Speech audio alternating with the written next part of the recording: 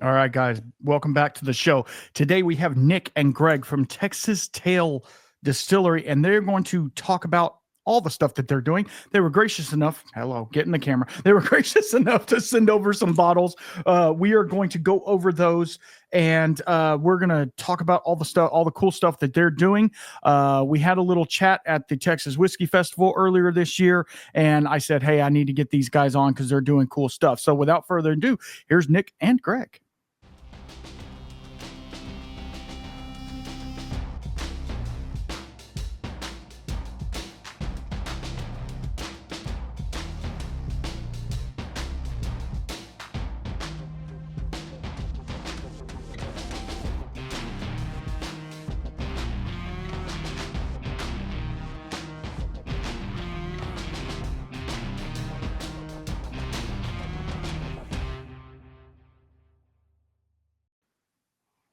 Yeah, no, thank you for having us on. We appreciate it, and I'm glad we can No, share no, our no problem. story with you. Yes. So basically, So, kind of our. so let's start it. Go ahead. Go ahead. Yeah, I was gonna say we're just kind of gonna go through our backstory if you wanted this. Please. So kind of our backstory, our kind of our path or how we got to where we are now. We started off with basically a brand. We called it Texas Tail Vodka. So we started off with the vodka. We pretty much had that brand for 5 years. So 2013, we had our first bottle on the shelf. And then 2018, we finally got enough capital to basically start up open up our first location. And it was actually in Galveston. So we were right there on the seawall. Okay. But basically, once we got to the seawall location, that's when we started, more or less getting into more of our craft and kind of be able to get to the point where we could start putting stuff in barrels and start trying things out. So we started putting stuff basically into barrels 2018. Probably took us a year or two to kind of figure out really what we needed to do, because obviously being there on the seawall and especially there on the island, it was killing our barrels more or less. And so, but now we're at our now location, which is extremely obviously a lot bigger, and obviously more storage, and obviously our barrels obviously can be a little bit more protected and stuff because we're not right on the seawall. We don't have that sea breeze basically coming in and like I said, and playing havoc on the barrel every day. So Awesome. So we're getting a little bit of a delay. So I'm gonna if I don't react right away, I'm giving it a second to catch up with us, which is fine because in post production it'll edit itself out, so we'll be good to go. So while you were talking, I went ahead and opened up the Coastline Cast Strength Bourbon Whiskey. This bottle is 121.9 proof, aged 3 years. And it's got a great color on it. And just pouring it out of the glass, I could already smell some really nice things on it. So before you continue with your story, go ahead and tell us a little bit about the behind the scenes of this particular whiskey, this cast strength bourbon. Yeah, so we wanted something a little different than your normal, I guess, MGP mash bill. So we're gonna have there's not as much corn in it that I mean, we hit the minimum for bourbon, of course, but we do something a little different with the rye and the malted barley. So we're going to put a lot more in there than traditional bourbon, I guess, would, in that aspect of it. We're almost at a 60-20-20 split for corn, rye, and malted barley, and so it gives it a unique flavor. But really, like Greg touched on it kind of in the opening about the being in Galveston, and that's really what does the best for us for the bourbon aspect of it. It's how we're getting those colors and the flavor profiles in 3 years, 4 years. Our first barrels that we put in, when we popped them at 5 years, we got 40 bottles out of in a 53-gallon barrel. So that's showing you how much we're giving. That's showing how much like that humidity is really affecting what's happening in our barrels. And it took us about a year and a half to figure it out that we were losing that much product. We thought the first year when we lost like 25% of our barrel, the first year we were like, Oh man, that's a little more than what they do in Kentucky and stuff like that. And when we hit that year and a half and we were already down another like 10-15%, we were like, all right, we got to figure something out because we're not going to make any money at this. Yeah. And so we figured some things out. We figured how to manipulate the humidity to play an effect on, like, help us out basically. And it really comes forward in the cash strength and the weeded that you're going to try later on. But that's really what it is. So it's so far. I mean, I've had one or two little sips off of it, and so far it's really presenting really nice because, you know, most of the time when you have bourbon, it's very corn heavy. And so you get that dusty corn. Sometimes it's almost candy corn or something like that.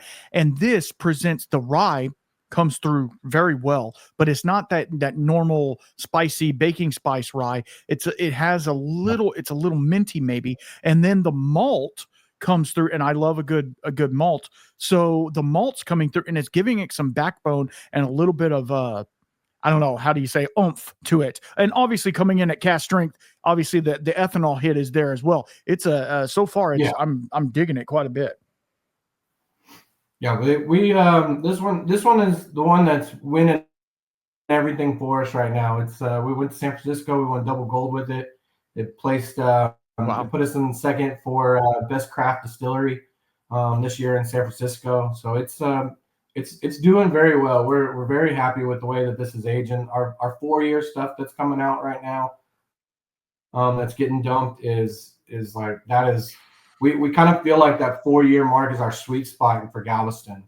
Okay. You know, so okay. We'll probably never have that 7-8-year-old bourbon at this price point, right? We'll be $150, $200 bottle if we go 7-8 years, just because we don't have any product left. And so we kind of feel like that sweet spot has been that 4-year mark, maybe 3.5, but 4 years. We're getting good flavor, good coloring out of it. And I mean, when we're dumping these barrels, when we look at the staves, we're 3/4 of the way through some of these staves. So there's not much more that we're going to get out of those barrels in that aspect of it, because that humidity just pushes that stuff through so fast. Right. And how does the humidity affect the proof of the whiskey in the barrel? So, well, as I say, we lose a little bit of the proof. So we're putting it in these barrels. I mean, obviously we're having some evaporation for the proof as well too. But like when we actually do to get it out and actually do proof it, like it is kind of like a little bit proofing in the actual barrel because that humidity is so thick down there. And, you know, most days it's 80-90% humidity in Galveston. So that humidity really does kind of play. So like most people may only lose like a proof or two, but sometimes we lose like all the way up to like 4 or 5, even 6 proof in just the short amount of time it's in that barrel. Yeah. Right. Yeah, we're definitely not gaining proof in our stuff though. We're losing proof in our barrels. So most of the cash strength so you got 125, and it's coming out around 120, 121. Is what most of our stuff's coming out at.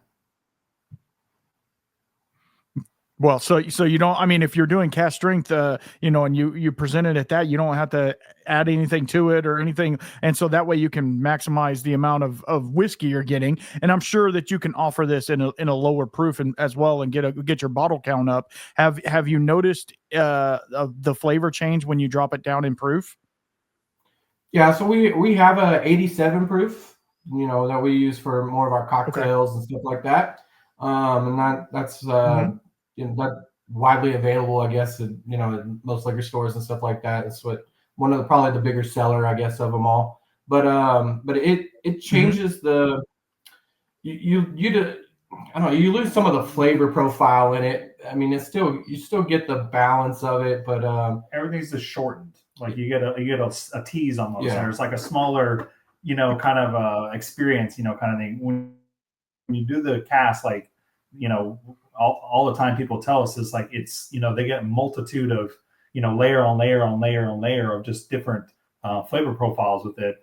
When they do the 87, it's like, oh, well, I kind of got a hint of this or kind of got a little bit of that. You know, it's like it's always like a little kind of or kind of a hint. But with the cask, like, oh no, it's there. Like, you know, I got this and I got that and I got that, you know, so. Yes, sir. Yes, sir. Okay, so can you tell us a little bit about your journey into the world of distilling? You know, what background, things like that. I know y'all probably come from two different backgrounds because you're two different people, but like kind of give us that background of that, like, because I get people on here all the time that were executives in big business, and then next thing you know, they're like, no, I want to do that, and then I've had home distillers come through and say, no, I want to open up a distillery. I just kind of like to know a little bit of y'all's background as well. Yeah, I mean, we started making beer in college, and that's really where the kind of the passion and everything like that started. We realized that neither one of us really cared for beer, and we always found ourselves drinking spirits, whiskey, vodka, in that aspect. And so we started this journey kind of in 2010, and moonshiners was a big thing on TV. And so we were like, oh, we can do this. So we started messing around with it and kind of, you know, was playing around, and it became a very expensive hobby for us for a long time. And when we finally got serious, we definitely we hired a consultant, and we went out and did a bunch of test runs with them and stuff like that. Kind of like honed in our craft in that aspect of it. And you know, so we really started as home distillers, I guess, in that aspect, just as a hobby. But it's definitely grown into a passion of both of ours for sure. And you know, and hopefully what's going in the bottle is showing that passion. Absolutely. And that's one of the other things I you know, getting to know your guys's baby. It kind of puts me in a rough spot because I've never had to, luckily, and I'm not going to on this one. I would hate to tell somebody, hey, your product sucks. You know what I mean? I would hate to tell, because I have to be brutally honest. But I can tell you right now, for just by the few sips I've had of this, I'm sure this would stand up very well to a big ice ball. It would go great in a cocktail. All of those things, like. But sipping this neat, it is so nice. The maltiness of it for me personally is coming through, and it's like a beefy backbone of like a malty biscuit with some, you know, with some drizzle of vanilla syrup. I mean, it's really hitting tonight, especially. It's really hitting. So I applaud you guys for, you know, sticking your neck out there and saying, hey, we're going to do something, and then it paying off in the long run. I know as of right now, you guys are still honing your craft and trying to make it better and better each day you do it. So that to me is really commendable, and it's only going to get better and better as it goes. You know, Jimmy Russell didn't know how to distill the first day he stepped on the site, but now he's, you know, he knows a thing or two. So, you know, it's one of those things. So it's super cool. I appreciate that. It's taken a while. I mean, we worked under somebody for probably 3-4 years before we made our first batch for Texas Tail. And you know, we had multiple batches, right, kind of trying to figure out the recipe and what we wanted to do and everything like that. But it's finally starting to come through as something very unique and special to us. Right. Right. That's super cool, because I mean, obviously, and we can get into this now, or we can get into it later. Y'all don't just make whiskey. You make other things like vodkas and what did I see? Some moonshine or something that y'all make. So like, you're not just, because the issue is when you make whiskey, you have to let it sit. And that's, you know, you don't make no money on it until you can sell it. So you have to do other things. So did you start out doing the vodka and then the whiskey came in later, or were they all just kind of babies that you had under the same roof?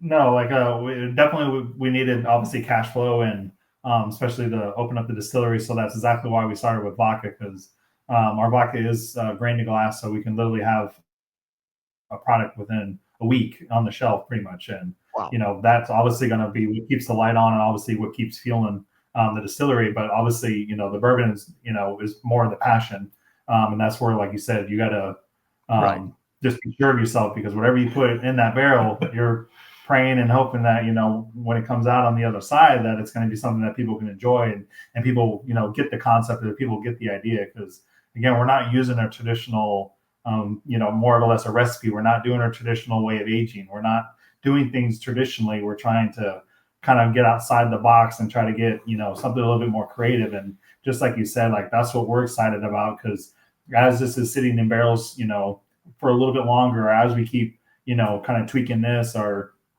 trying to, like you said, play with the humidity in our facility, we're getting different things, and every time it's coming out something different. And that's why we're excited, because it's by no means perfected, but it's obviously a good starting point for us to start, honing in and kind of getting to the absolute perfect, or to our palate, what's going to be absolutely perfect. So.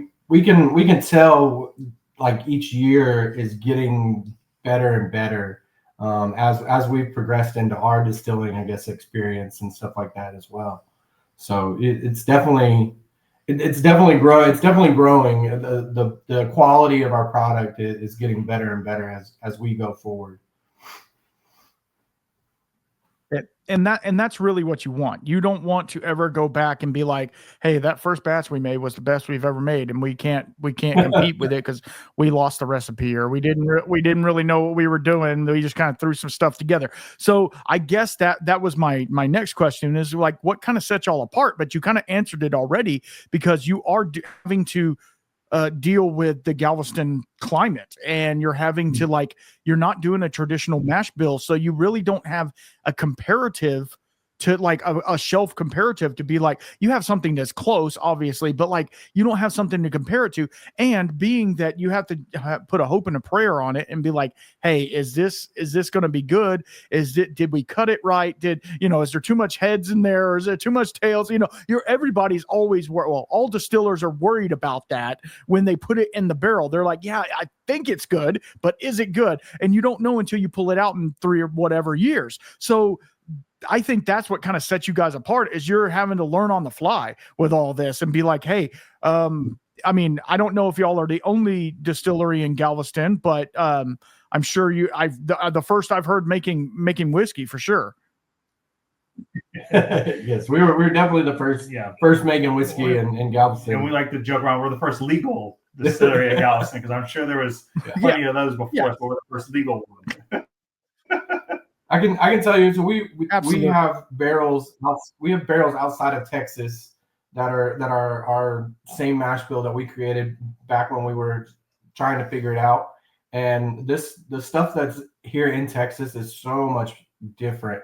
So it's so much more flavor and color in the time period that they're getting in the other place. So it's really interesting, because we've kind of left a couple barrels up there just to see what would happen, and it's right. truly a different experience from what's going in our bottle.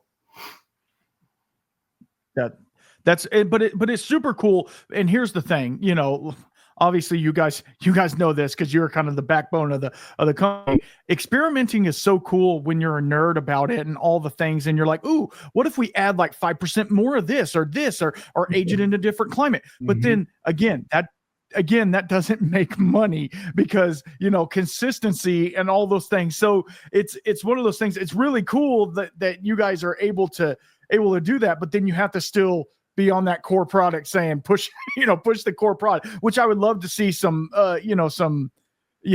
Alaska aged whiskey or whatever wherever you have your stuff. But at the same time, like, I think I don't know, that kind of hit me that you guys are doing that. It's fun. It's fun to kind of play around with the whiskey. I mean, that might just be me, but like Nick said from the beginning, like in the beginning, yes, it was a very expensive hobby, because again, like by no means were we at this stage, we're trying our own home hooch and stuff like that, but like obviously taking what was working and obviously perfecting it and then trying to get something better out of it, obviously it's kind of, like I said, got us to where we feel like is a great starting point. So that way we can just, like you said, continue to grow and continue to learn and continue to change and experiment things to try to get, like I said, what we feel would be like, this is it. Like, this is the perfect. We're not going to get any better, Yeah. You caught me right when I was taking a drink of water. So, while you were talking, I'm pouring very small samples because we got work tomorrow and stuff like that. I poured your rye whiskey. Now, kind of explain to me the backstory of rye. Obviously, everybody loves rye whiskey. It's been popping right now. This one is 101 proof, aged 3 years. All those things are hitting right on the nose for me. Tell us a little bit about this one while I have some more water. You want to go? No, you can go. So the rye was just something that we already had it in our distillery. Like, we already had the rye in the distillery. But we took a little different approach to it, I guess, just like we did with the bourbons and everything like that. Our rye it's not going to be like that 95.5 rye, right? So we added, there's wheat in our rye, so you're going to get a little smoother. You're going to get a bigger mouth feel into it. Because I don't, in our experience, like when people, you either like rye or you hate rye. And so we wanted to try to play around with it and see if we could kind of mash it into more of the bourbon side of it, and just a little bit, and see if we could see what we could do with it. I guess rye is really just an experiment for us. Neither one of us are big like we don't drink rye. I mainly drink the wheated bourbon, and he drinks cask. So for us to do the rye was kind of really just our experiment, and so that's why it's definitely a different mash bill than your normal rye, and a lot of people can hit on it. They'll tell right up front that it's not a 95.5 high rye. No, definitely no. And we're hitting it's kind of in the it's kind of in the same mash bill as both of our bourbons. In that aspect of it, so it's still going to meet all the requirements to be a rye, but it's definitely we're definitely playing around with this one, percentage wise of things. Yeah, man, wow, okay, yeah, no, I definitely. You said wheat, so now I'm getting the wheat flavor in my mouth because that's what happens. You psychosocially put it in my head, but I think that's a Slipknot song, but whatever, it's fine. But yeah, no, it's definitely not your typical rye. Because I've had some ryes that are 100% rye. I've had ryes that are 51% rye and 49% corn or whatever, and this one is hitting really differently. Now, can you tell us what type of rye? I know my listeners are going to want to know, are you using a Bruzy? Are you using Monongahela? Or, whatever. Can you tell us what type of rye it is? I don't even know. I can't even say the name of it. No. It's all from MBS. Like they do all of our all of our grains, everything like that. It's just their normal rye that they send us. It's nothing crazy. Like I said, this is really just an experiment one that we do for us, and so it's kind of just our play bottle almost. Our rye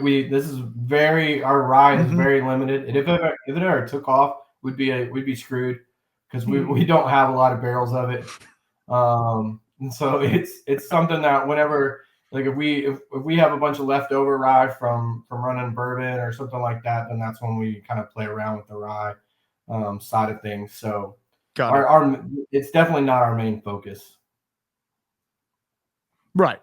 Which for this not being your main focus, you're doing pretty good for your little side project. Your side chick over here is pretty nice. The flavors are really nice. I'm almost getting some dark chocolate on it, which I really like. I don't know if that's from the barrel or if it's from the different ingredients in it, but it has a nice, what we call bouquet. God, I'm getting bougie on you. I'm sorry. So Yeah. can you tell us what are some of the biggest challenges that you guys have faced, you know, in the whole process of doing this and setting all this up? Obviously, I mean, we could talk about the TABC and the TTB for hours on end, but what are some of the challenges that y'all have faced? From the get go, like I said, it was just me and him more or less with our idea and our passion, and like I said, it was trying to figure out, you know, what we were going to do to make something more or less successful in the end. And because obviously everyone has different palates and everyone has different preferences. So, like he said, he's more of the weeded and I'm more of the cask. And so when we set out to do this, I guess our biggest challenge was like, how is this going to taste in the end, or how is this going to be in the end? All right, I'm going to sneak in here real fast, guys. I won't keep you long. I wanted to talk about our sponsor today. That is none other than Hinterhouse Distilling. This is the Batch 3 American Single Malt, their Discovery Series, their collab with Dust Bowl Brewing Company. And I was talking to Nate the other day, and he said that this bottle is almost sold out. So if you want to get one, go over to hinterhostdistilling.com and pick you up a bottle. I've been sipping on this one. I sampled this one out a little bit to some people.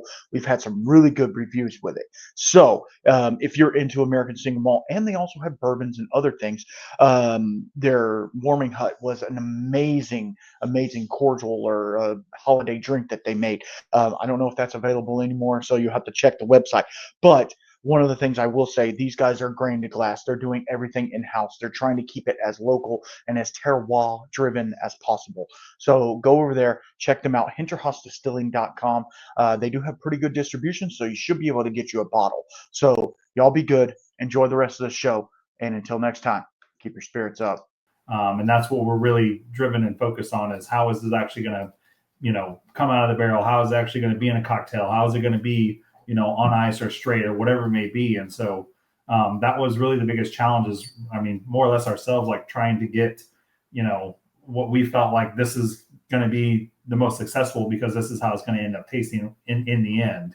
And of course, like you said, something like in a barrel, it's sitting there for years. And, you know, as it's progressing, obviously we're sampling it and we can see. And like I said, that's when we're getting to these, you know, somewhere around the 3.5 to 4 year mark. That's where we're really starting to get what we feel like this is going to be what most going to please the masses, more or less. But at the same time, this is kind of what our vision was of what it's going to end up tasting like, kind of thing. So like I said, our biggest challenge obviously is just being critics of ourselves. But the next challenge obviously was, you know, being there on the coast is obviously, it was just, like I said, the loss and the humidity and everything else. So the environment, I guess, it was our next biggest challenge. And so, you know, like I said, we've had to, you know, change locations. We've had to, you know, do different things to basically be able to kind of control that environment. Because like I said, if we kept doing the same things we were doing, like you said, we would have, you know, bottles that are $150, $200, because we'd be pulling nothing out of these barrels. And unless we were just adding, you know, tons of water to it and proofing them way down, that was going to be the only way we can get it within reason, you know, to be, you know, on the shelf and stuff. So, but, you know, same thing, you just got to take everything in stride, and you got to pivot, and you just got to adjust, and you got to, you know, just keep progressing. And so obviously, again, by no means do we have it perfected how we're aging this, because we're kind of like the only ones out there. We don't really have somebody we can just go ask, or what are you doing, or how is this working out for you? So, so it's more or less, it's just, you know, like you said from the get-go, like we're just trying to, you know, be passionate about it and try to perfect it and trying to make it better each day, you know, kind of thing. So just keep trying and keep pushing forward. So. Absolutely. So one of the things that I've seen from a lot of people is, as you guys being distillers and being in the process, sometimes you have to get out of your own way, you know, and be like, okay, it's never going to be right for my palate because blah, blah, blah, or whatever, or I don't really care for this note that's coming out, but is it good? Is it still good? Or is it, because like, you know, when you're cooking, like I like to barbecue and stuff like that. When you're cooking, like I always say, man, that sucked.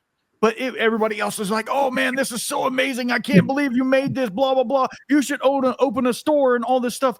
but then you're like, no, it sucked. I tried it. It's not good. You know, it was a little burn on the edge. You know, the flat was too dry, whatever. You know, I'm cooking brisket, obviously, but you know, and that's the thing I see with a lot of distillers honing their craft is they just got to get out of the way sometimes and say, not that it's good enough, but like, this is great.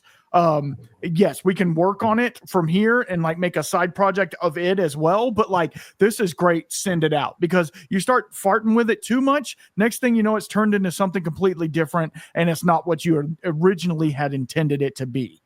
I'm coming in again, guys, because we have another sponsor. Yes, we do. We have another sponsor, and that is none other than Texas Whiskey Festival.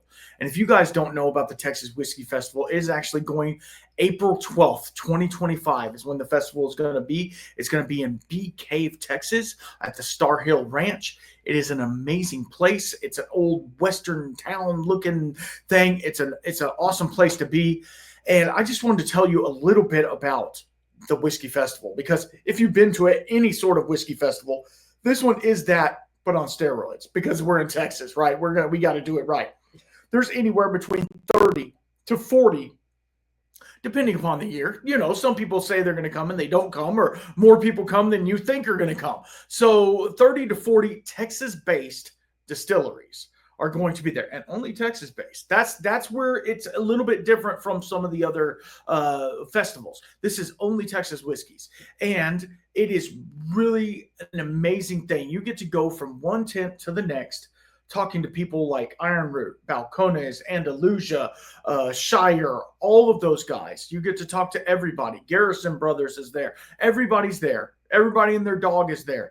You get to go around and talk to all of them, try samples of their product. A lot of times they have special products just for the festival that they're releasing, a new product they're fixing to release or something like that. You'll get to try it before anybody else. So go over to TexasWhiskeyFestival.com and get your tickets to it now, because they have a VIP section where you get early access. You get special pours. If you're a VIP, you have a special wristband. You get a special pour. You get a cigar if you're a cigar smoker. And make sure you go to TexasWhiskeyFestival.com and get your tickets today, because I guarantee you the VIP section will sell out. April 12th, 2025 is when it's going to happen. And I'm giving you a lot of notice so that you guys, if you're not from Texas, you can come in here and say, hey, I'm going to plan a trip around the festival. That's what a lot of people do. If you're not from Texas, I guarantee you this is a festival you do not want to miss. So go to TexasWhiskeyFest.com and buy your tickets today. Enjoy the show. Yeah, exactly. And the rye is a true testament to that. So like I said, neither one of us had less a palate for the rye, but we knew that this was what our vision was going to be of how we would more or less would want a rye to taste. So that's why we kind of played around with, you know, putting some unusual, or not unusual, but there's different percentages and different ingredients and stuff into it. So that way, you know, it does take like, you know, more of the spice out of it, kind of makes it like a softer rye. But obviously too, like you saying, like it kind of gives a little bit more of a mouthfeel. So it doesn't feel like so much as like you're chewing on something that where traditional rye and stuff would be. So I really feel like it's kind of more of the, you know, like the mass for everyone rye. Like if you don't like rye, you're going to like this rye because it's not like a traditional rye, you know? So it's more for the, you know, how the masses are the most people agree that. I'm not saying, you know, people that drink rye and love rye aren't going to like this. They're going to find it different. It's going to be very unique rye. But obviously people that don't drink rye, they're going to be the ones that obviously are going to be more or less the uniquely surprised about this because of the fact that they can actually enjoy it. Right. Absolutely. And so since we were talking about challenges, what is one of the mistakes that you guys have had? Not that you've had mistakes. I'm not saying you're making mistakes, but what is one of the mistakes that you've turned into a valuable learning lesson?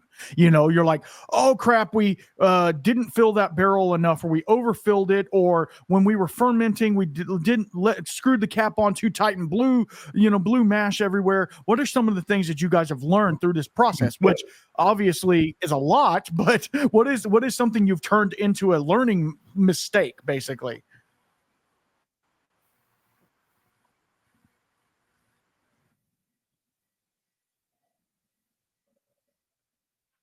Of blown mash all over all over the place before. And fermenting tanks. Fermenting tanks. Rye was our big learning curve because it boiled over and went everywhere. During fermentation, we were not expecting that part of it and realized, and then we went and bought bigger tanks just because of that. But a lot of it is we, kind of like what we keep hitting back at our biggest one was learning the humidity side of things. That's what really killed us. And so that was our biggest thing that we had to learn. And then we learned, I guess, when moving, make sure you strap down barrels. Yeah, because we lost a couple barrels moving one time, and so. Oh no! But yeah, so at least the main barrel that we lost, it was just an experimental corn barrel, so it wasn't we weren't too mad about it, but yeah, I mean we've definitely had our ups and downs in the distilling world, that's for sure. I bet. So that leads me to another question that I ask, and if you can answer it, it's fine. I know this gets into the geekery side of it, but like your still size, what type of still you guys are running. Obviously, if you're doing vodka, you have a column still as well. Are you running everything on a column and just cutting off at a certain point? How long does it take you to do a mash type things? Because let's get a little nerdy, I guess. Yeah, that's fine. So we have a 300-gallon pot still that has a column on it, and everything runs through our column. We do cut off a couple windows in it, so we cut off some of the distillation that we don't go through with our vodka side of things, because we want to keep some of that flavor profile there for the whiskey side of it. But we and it really helps keep the proof down too, right? Because obviously, if we're running vodka into the 190s, you can't run bourbon at 190. So, and then the mash side of things, it takes about 6-7 hours to run a mash from start to finish. Typical stuff in that aspect of it, but. Well, one of the unique things is because our first location we were at on the seawall, we were very limited on space. Like we're talking like 800 square feet, and that's probably pushing 800 square feet. And so the still that we use, we actually do the mashing and distilling in it. Obviously not at the same time, but so our actual vessel we use as our mash tun, and that's where we basically mix all the ingredients. We'll obviously open it up and pour the grains in and everything, and then we transfer it to our fermenting tanks. And then, of course, when it comes time to distill, obviously we can only distill one at a time kind of thing. So we're going back and forth basically between that one vessel with the other tanks and stuff. So that's something that usually is, about our equipment that's usually unique that people want to know. The other, most popular question we get asked all the time is what kind of water we're using, because people just assume that we're using ocean water or bay water, which I promise you we're not. But we just use reverse osmosis water, and that was part of, of things from the get-go is different type of the water obviously did different things, being distilled water versus, being purified water versus being, reverse osmosis water. And so that's what we ended with is reverse osmosis water for us to get us obviously the cleanest that we can get as far as our product goes and stuff. So, but like I said, I mean that, and like he was saying too, like our equipment's 300 gallons. So they are, relatively a small batch almost each time that we do it. So it's not like we're, filling 5 or 6 barrels or 10 barrels. We're making a barrel at a time. Yeah, we're making one barrel at a time. So the most barrels that we're making is 8 barrels a month. So I mean, we're not making a lot in that aspect of it. We've stockpiled quite a bit though. So I mean, we're getting there, but we're not making very much. We've had months where we made almost 16 barrels, but that's pushing it, and that's like running us really hard to do that much work. And so to be in that 8 barrel range is kind of where we're happy. Like if we ever blew up and took off, we'd be in trouble because we don't have 1,000 barrels in storage or anything like that. we're still kind of young into it, Right. I guess, in that aspect of it. So, because the coastline bourbon, like I said, even though it's been in barrels, like it's actually only been out like to the public or for sale since April of last year. So again, it's not like something that's been in the market for several years either. Like we're not even 2 years old yet, you know, kind of thing in the market. And so like he was saying, the awards that we were winning is because we were able to submit them into competitions this year. And so this is our first year actually submitting them to competitions and kind of getting it out there, obviously inside the world of the gospel of bourbon, as people say, you know, but you know, that's kind of, you know, relatively new to introduce it to people.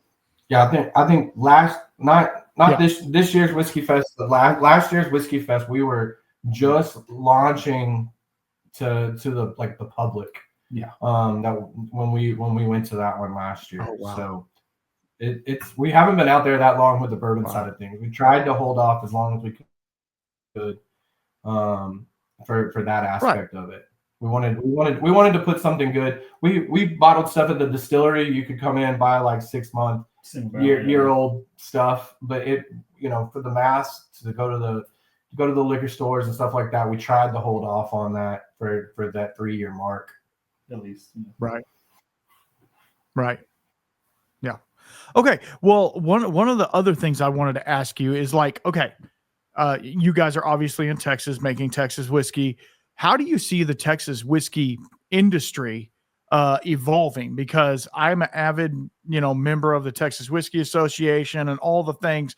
Like I see the changes that are going on in Texas whiskey and how it's really becoming its own thing, right? It's really becoming Texas whiskey is a thing. And me being a Texas boy and you being Texas boys, that's what we want, right? We want Texas to have a profile. And how do you see the universal market changing towards Texas whiskey? You know, it's a hard question because we obviously Texas whiskey has grown leaps and bounds over the last 10 years. I guess when it first kind of got introduced. Yeah. But it's grown. The thing that I hate the most is there was some bad whiskey that got put out at first. Not necessarily bad. It's just what everyone classifies that Texas funk, and it's gone. Like if it's going away, like that Texas funk, I guess, side of like it's gone away. Like it's going away as these distilleries have learned how to combat the heat and the climate change and stuff like that of Texas, because it's much different than our counterparts. And so like that's what, like a lot of our stuff, like it's just taken, we've had to learn how to adapt to our environment to not have that Texas funk built into it, because our first batches that we did, it just had that over oaked. It was just over oaked. Sure it was punching in the face. Yeah. But then we've kind of learned how to control the environment to produce a much better whiskey. And in this aspect, I mean, if you're drinking I think you have a 3-year-old, so that, that was 2 years into our progress. We had already kind of, we'd already figured out that the control of the environment side of things. And so that's that's where I see Texas whiskey. As long as we can control the environment, there's a lot of big distilleries that are doing great whiskey right now out there in Texas, and they're helping establish, just like some of the big craft distilleries that started 20 years ago, 25 years ago for the vodka side of things. These guys are only, some people might look at them as competition, but they're helping build the market. Yeah. As long as we can keep all the brand, as long as we can keep all the brands out of things and let the distilleries run wild, I see Texas bourbon becoming great. And that's what, kind of touch on everyone is.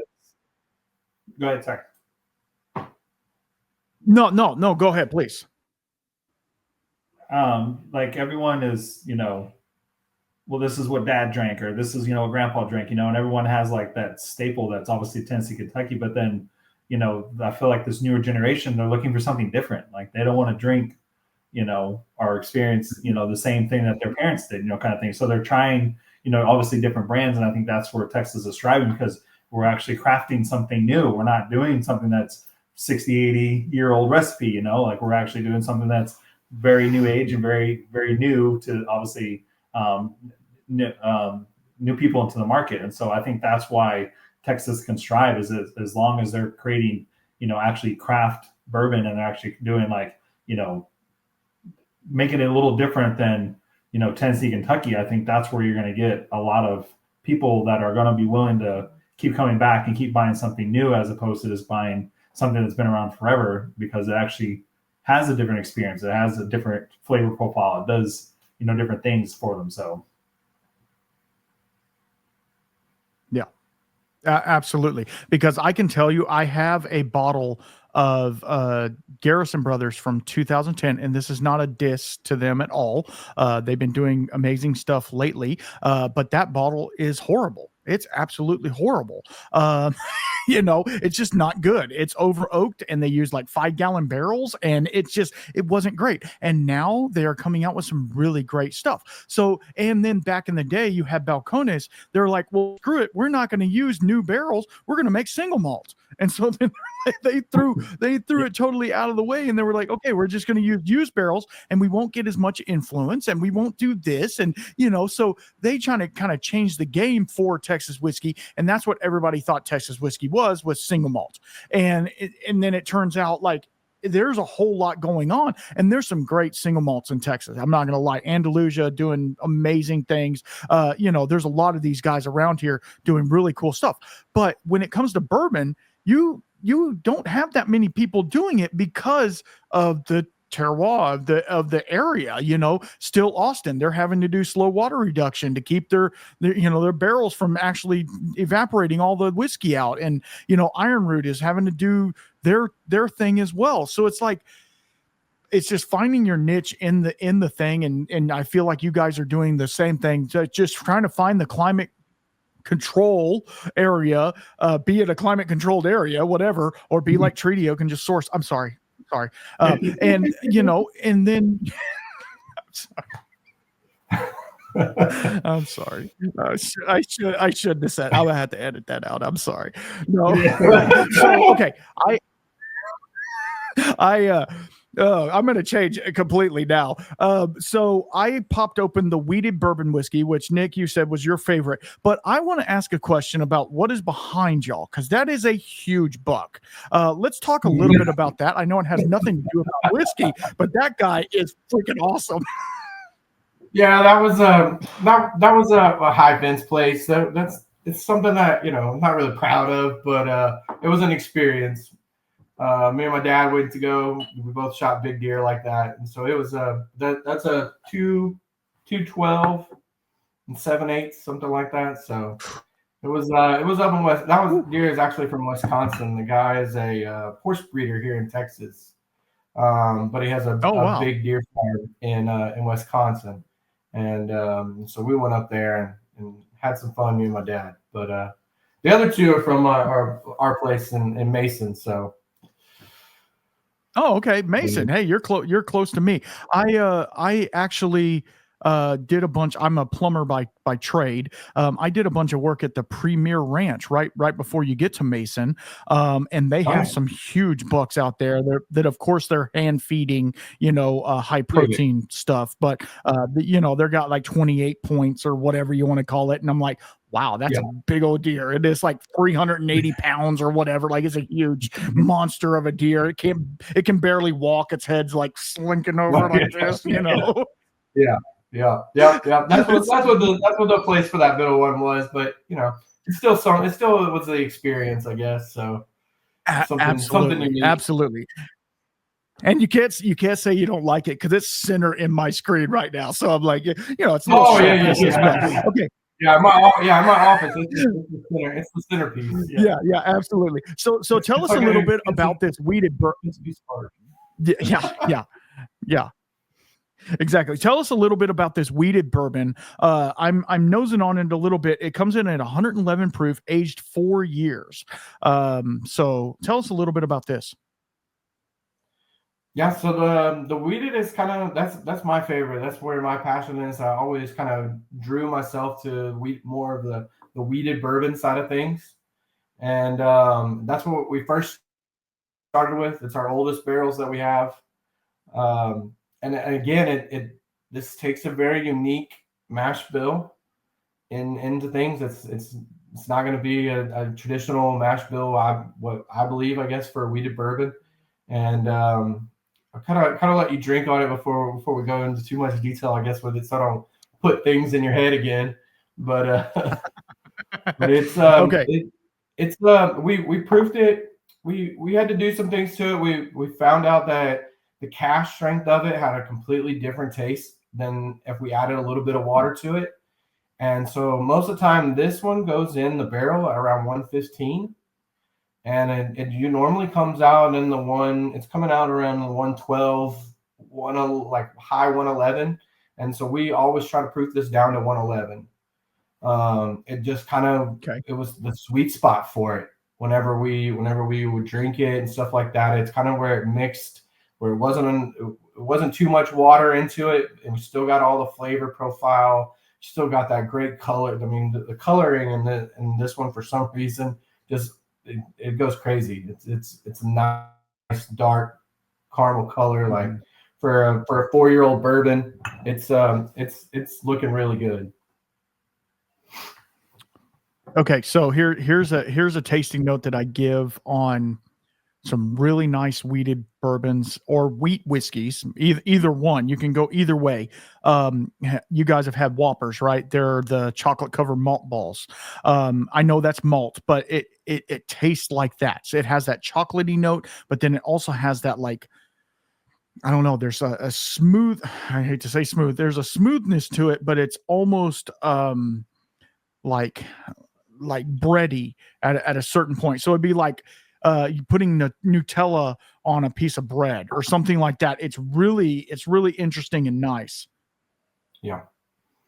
Whenever when we were doing it at cash strength the first couple of times, people were trying it, a lot of people told us it reminded them of a single malt. By no means is it. It's not even close. But like that's where there's a lot of malt in it, and that's what a lot of people were like, yeah, man, it just has this resemblance, I guess, of it. But we get told that so much, it's funny in that aspect of it. Huh. But I mean, it kind of takes the same mash bill as everything that we've done.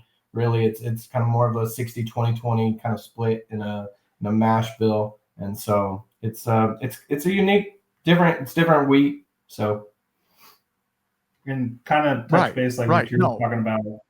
It has kind of like a like you're saying, like eating bread or kind of a bread note kind of thing. Like it has like a softer kind of feel to it. It doesn't feel like it's something that's heavy or traditional like wheat, like something that's going to be like this palate forward kind of thing or whatever. It has like a less of a punch up front and then a very kind of like mellow back end. And we get told all the time it doesn't drink like 111. Yeah. No, it doesn't. Wow. Okay. So what advice would you give to somebody who's coming into the whiskey industry or the distilled spirits industry? What advice could you give them to kind of like either push them forward or pull them away from? Because everybody, anybody who's listening to this is going to be like, oh, I could do that. These guys did it in their shed and then they just made a distillery. I could do that. What is some of the tips that you would give somebody wanting to get into this? Run. Run. Keep it a hobby. Yeah. No, it's been great. The biggest tip is it takes a lot more time and capital than people realize. In space. I guess it's pretty much what everybody would say almost. I guess the big thing is just money. That's your biggest thing, because what you're putting in a barrel, you have no idea for the next 3 years. So Yeah. you're talking about a couple hundred barrels sitting there at $1,000 a pop, and in that aspect, maybe even a little more when we were first starting out, because sourcing barrels was expensive, especially there through Yep. COVID and all that. I mean, it got up to Oh, where we God, were yeah. spending for a brand new barrel like $500 just for the barrel. Oh, Lord. So I mean, when big distilleries are spending $200-300, and that's what it was when we first started. And then all of a sudden, when it got up, because if you're only buying 8 barrels, 10 barrels at a time, it gets expensive. And so that's Absolutely. where that's the biggest thing. I mean, yeah, somebody's sitting at home right now, you could probably figure this out, but it's the time and the effort and entrepreneurship, I guess, and that aspect of draining your savings and banking that this stuff is going to be good in 3 to 5 years. Right. It's taken us it's taken us a while to get where we are. I mean, like I said, we started this in 2010. Our first product hit the shelf in 13. So I mean, that was a 3-year gap, just us trying to figure out capital, TABC, Mhm. TTB, cola, everything like that on our own. Because we pretty much did everything on our own. We didn't take on an investor until this last year, or this year, I guess, was our first year that we took on an investor. Just because we realized that we're putting out a pretty decent product, and we don't want to run out. And so we knew we had to start putting a little more away than what we were doing. And so for us to take on our first investor this year was a big deal for us. So that's I bet. I know we're kind of skirted around the question, I guess, in a sense, but it really finances and everything like that is the biggest thing that someone has to figure out. Right. I mean, you can have the best practices, you can make the best whiskey, but if you suck at marketing and you suck at selling your product and stuff like that, you're going to fail. Or you could be the best marketer, and if you have a crappy product, you're still going to fail, because all of the whiskey nerds and all the whiskey people are going to taste it and smell it, and they're going to say, that's crap, I'm not buying it. I don't care if it has a fancy label and a fancy bottle and all the fancy things. I don't care about that. You can put it in a box and have smoke come out when you open it. It doesn't matter if the whiskey sucks in it. And then on the other hand, you're busting your ass trying to make a good product, but yet you can't get distribution outside your city because you don't have the capital to outsource to somebody like Republic Service or somebody like that who can help you get out into the market, because obviously, and here, we can talk about this if you guys want to for a second. Shelf space in the liquor store, there is no shelf space for bourbon. It is all took up by the Big Six. The Big Six has 20 different SKUs that they're trying to put out there. And when I want to go buy this bottle right here, guess what? It's not on the shelf because they push it to the side because Elijah Craig has to go up there. Well, it's not just Elijah Craig. It's all the contract distilling is such an issue that people don't realize. It's great that you can get your brand out there and put it on the shelf and have no overhead though, and so that it makes it hard for someone like us that's putting out a good product, that's trying to do the right thing in that aspect of it. And that's the hardest. I guess that's probably one of the hardest things that we're fighting in the shelf space and that aspect of it. Because I mean, just here in Texas, I mean, how many brands are there that don't actually have a distillery behind it? There's tons of them. Quite a few. And all the MGP. I mean, it's great. Some of these brands are amazing. They put out some good stuff. They've sourced some great barrels, but it's not the same. It's not the same product. And some of these guys got millions of dollars to fight for marketing space and buying shelf space and stuff like that. That it hurts us. It hurts the smaller guys like us, and that's why we went after investors this last year and stuff like that, because we knew that we had a great product and we had to get it out there. Absolutely. So that just you saying, fighting for shelf space, because there's so many people out there buying MGP, slapping a new label on it, putting it on the shelf right next to the other MGP, and the common consumer is going to go up there and be like, oh, I've never seen this one before, I'm going to grab it. It's another Penelope. Who would have thought? It's you grab that stuff because you think they have the flashy label and all of the things, but the juice is the same. No matter which bottle you go into, it's the same. Yeah, they might finish it or they might do something like this with it. The juice is the same. So you guys are trying to do the best you can with what you have and get that shelf space, even a little bit more shelf space than you have. And they're like, oh, well, if we can't sell a pallet of your whiskey, we don't even want to have you on the shelf, So it's like, then you guys have to turn into marketers of the thing instead of trying to hone your craft and make the best product you can. So then it turns into, oh, now I have to hire on people that are my marketing team, and I do this and they do this. Next thing you know, you got 30 people under your umbrella company. And you have more money going out and you're still making the same amount of whiskey. Yeah. Yep. Yeah. We're at that stage right now. Yeah. That's exactly where we are trying to figure it out. but I will tell you, and I'm going to give you guys, not that this means anything, because I am not, I'm not a Fred Minnick or anybody like that. I'm going to give you guys my seal of approval that any of these whiskeys, this one is hitting pretty good. I'm going to lean more towards the cask strength bourbon, but that's just me for tonight. This one is hitting really nice though. You guys give my seal of approval. You guys are doing really cool things. I appreciate all of that. I'm really interested in this weeded one opening up a little bit and letting me have a little bit more, because it's a little tight on the nose, and it might, there is a thing called neck pour, right? We've heard of this term before. So while I'm talking about that, what are some of your personal favorite whiskeys that are not from your distillery? Obviously, some whiskeys that you guys go to either if you want to drink after a long day, which if you're at a distillery, you've been drinking all day anyway, but or like a special pour that you guys have, Pappy 23 or whatever you guys have back there on the shelf. My go-to before we really got into bourbon was Weller 107. That's kind of where I always always saw myself and stuff like that. So, but I guess but one of my favorite weeded is still Elijah Craig 18.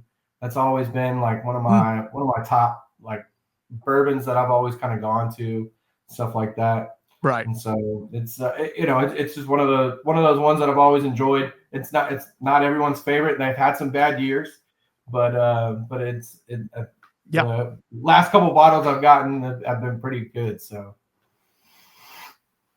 that's awesome. I'm more traditional, like I just like makers. Like that's kind of like, again, like what my dad drank, and that's just what so like that was my experience getting into the world, kind of thing. So Maker's 46 is probably, I would say, my go-to. Like if I really want to, just a nice sip on drink and kind of relax and tone down, like Maker's 46 is where I'm going to go.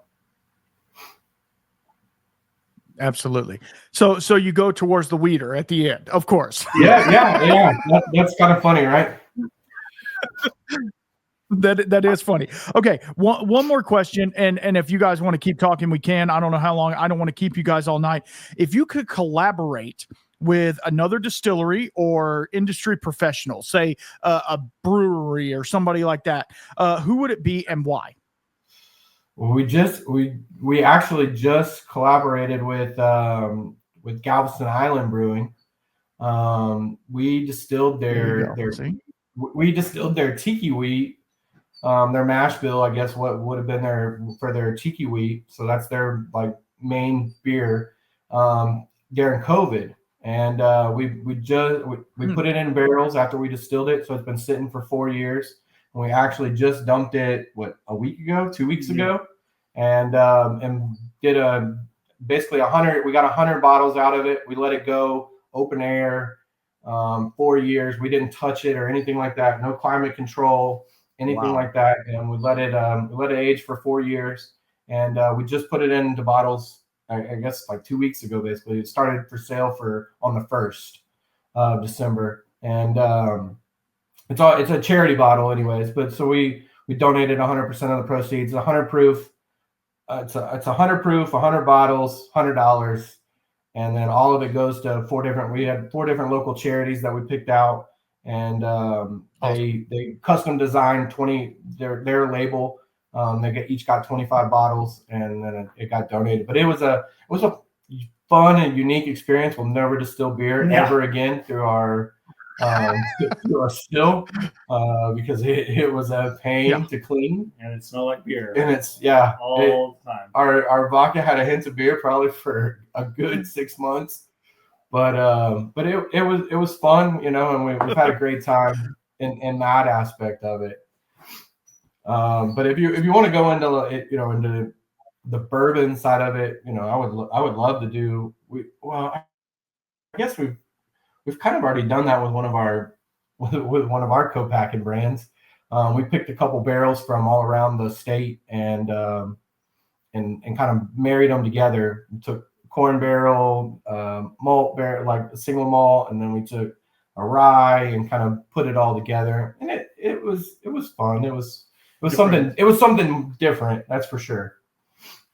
Yeah, I'm sure. So the Texas Whiskey Fest is coming. Before we know it, it'll be here again. And I know that they always want, I don't know if they did one last year. I don't think they did, a Whiskey Fest blend. Are you guys interested in being in that blend if that were to happen? Yeah, we would definitely be interested in doing something like that.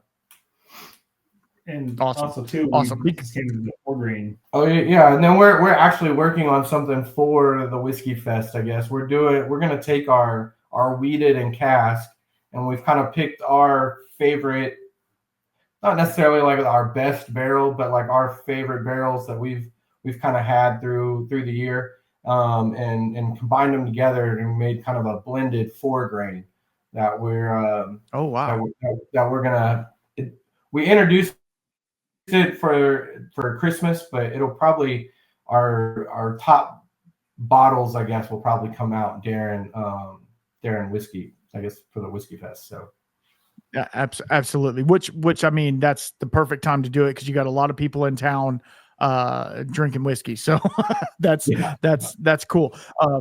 Yeah, no, that to me, you guys are doing some really cool stuff. And I feel like, and this is just me personally coming at you, I feel like you guys are using your heart and your head.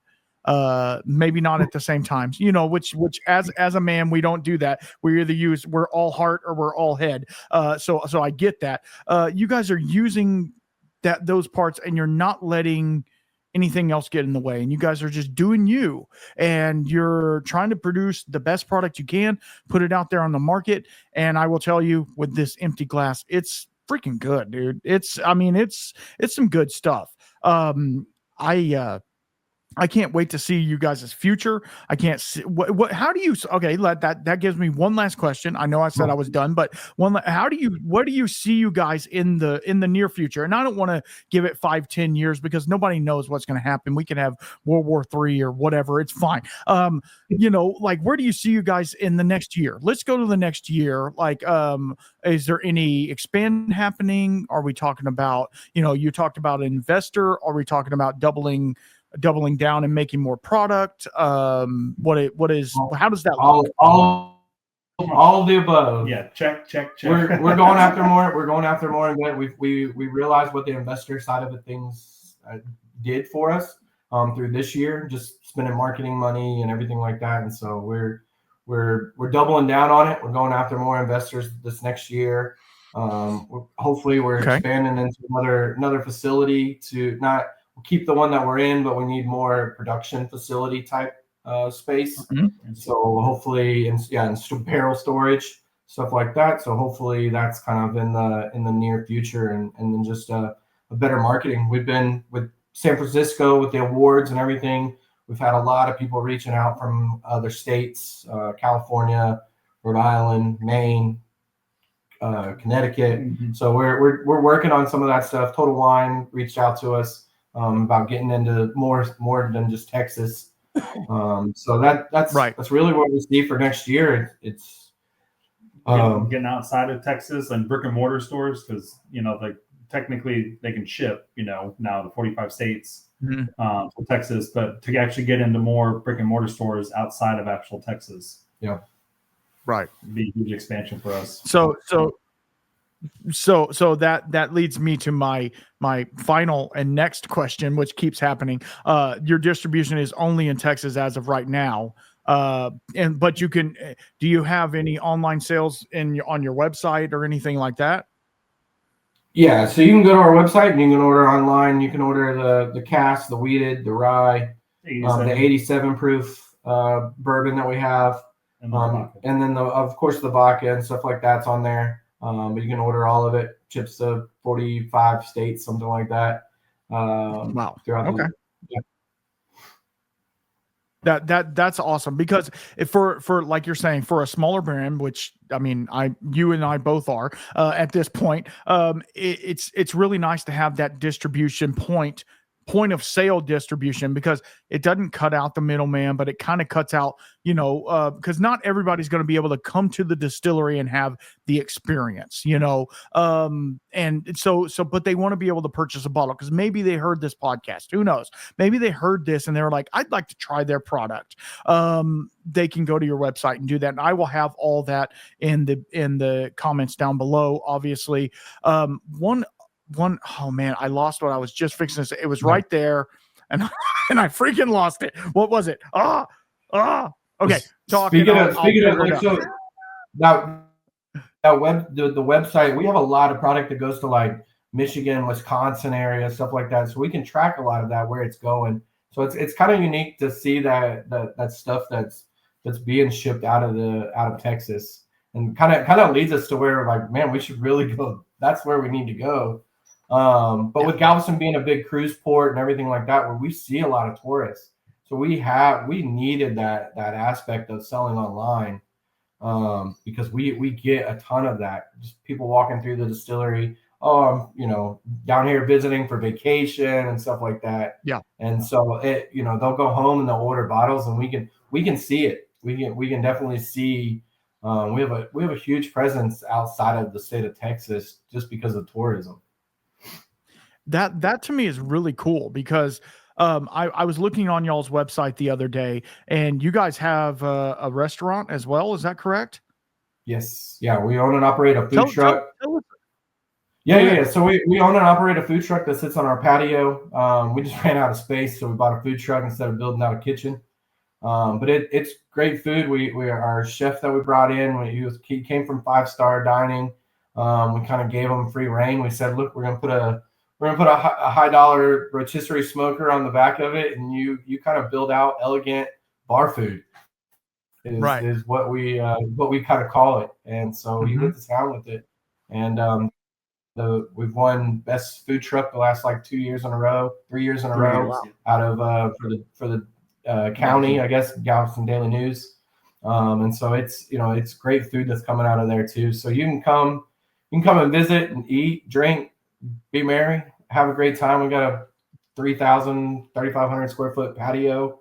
It's got gas fire pits, outdoor seat. Like, I mean, it's beautiful. And Galveston's the perfect place to come sit, relax, hang out for the weekend. It's kind of a Texan second home, is the way we always describe it. So. And the last thing I'll ask you, is the distillery kid friendly? Because I know we have a lot of people on here that have children, and they're like, hey, we're here on a family vacation. We're going to Galveston, hanging out. Can we take the kids? Can they sit on the patio? They're not going to be drinking whiskey, obviously, but they're missing out. I mean, But we're pet friendly. We got tons of games and giant Jenga, cornhole. We got Connect 4, all kinds of games out on the patio for the kids to enjoy while you're sitting out there, or the adults, come later in the night. It's just a great time. Awesome. Well, I appreciate both of you, Nick and Greg, for coming on here and going through your products, hanging out with me. This has been a lot of fun. Stick on real fast. I want to talk to you before we're done. I got to do my little spiel now. Thank you guys so much for hanging out and listening and watching this. This is going to go up on YouTube and all the other things as well. Y'all make sure you check out the Patreon because we are doing some really cool things over there. We're having a lot of fun. $1 make you holla type stuff over there. So y'all be good. And until next time, keep your spirits up. Peace out.